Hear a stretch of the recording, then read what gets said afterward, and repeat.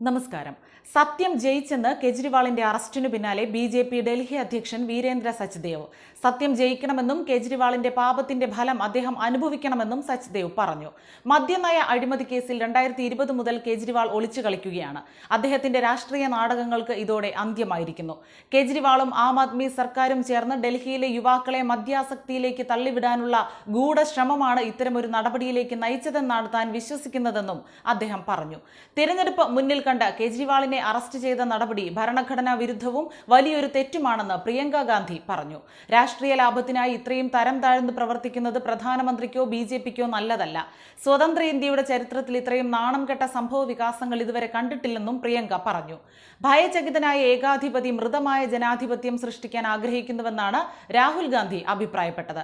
മാധ്യമങ്ങൾ ഉൾപ്പെടെയുള്ള സംവിധാനങ്ങളെ പിടിച്ചെടുക്കുന്നു, പാർട്ടികളെ തകർക്കുന്നു, കമ്പനികളിൽ നിന്ന് ഭീഷണിപ്പെടുത്തി പണം തട്ടിയെടുക്കുന്നു, പ്രധാന പ്രതിപക്ഷത്തിന്റെ ബാങ്ക് അക്കൗണ്ട് മരവിപ്പിക്കുന്നു.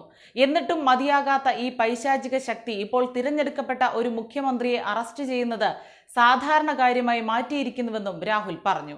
അരവിന്ദ് കെജ്രിവാളിന്റെ അറസ്റ്റിനെ അപലപിച്ച് ഇന്ത്യ സഖ്യം രംഗത്ത് വന്നു. കേന്ദ്ര ഏജൻസികൾ ബി.ജെ.പിയുടെ പാവകളായി പ്രവർത്തിക്കുകയാണെന്ന് CPM കുറ്റപ്പെടുത്തി.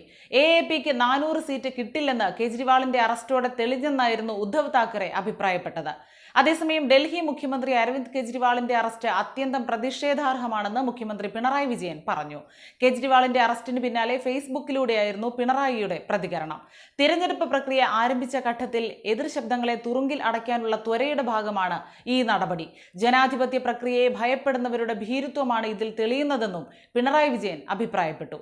മദ്യനയ അഴിമതി കേസിൽ ഇന്നലെ രാത്രിയോടെയാണ് എൻഫോഴ്സ്മെന്റ് ഡയറക്ടറേറ്റ് അരവിന്ദ് കെജ്രിവാളിനെ അറസ്റ്റ് ചെയ്തത്. 1 മണിക്കൂറോളം നീണ്ട ചോദ്യം ചെയ്യലിനൊടുവിലായിരുന്നു അറസ്റ്റ്.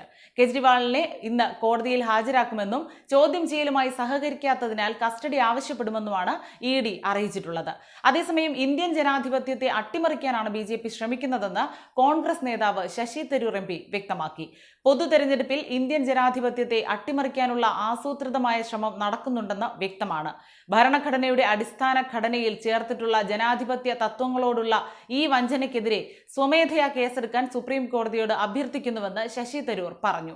ഡൽഹി മുഖ്യമന്ത്രി അരവിന്ദ് കെജ്രിവാളിനെ അറസ്റ്റ് ചെയ്തെന്ന വാർത്ത ഞെട്ടലോടെയാണ് കേട്ടത്.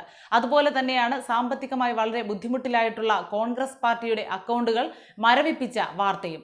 നമ്മുടെ പൊതു തെരഞ്ഞെടുപ്പിൽ ഇന്ത്യൻ ജനാധിപത്യത്തെ അട്ടിമറിക്കാനുള്ള ആസൂത്രിതമായ ശ്രമം നടക്കുന്നുണ്ടെന്ന് വ്യക്തമാണെന്നും തരൂർ ഫേസ്ബുക്കിൽ കുറിച്ചു.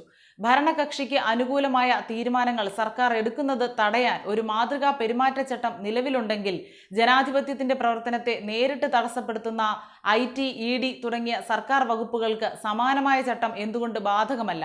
പ്രധാന സ്ഥലങ്ങളിലെ പ്രതിപക്ഷം കൈയും കാലും കെട്ടി തിരഞ്ഞെടുപ്പിനെ അഭിമുഖീകരിക്കേണ്ടി വരുന്നത് നീതിപൂർവമായ ഒരു അവസ്ഥയല്ല.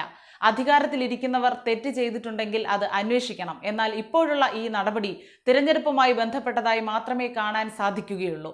ഈ 2 വിഷയങ്ങളും അന്വേഷിക്കാൻ ITക്കും EDക്കും ഇത്രയും സമയമെടുക്കാമെങ്കിൽ അവർക്ക് 2 മാസം കൂടി കാത്തിരിക്കാനാകാത്തത് എന്തുകൊണ്ടെന്നും തരൂർ ചോദിക്കുന്നു.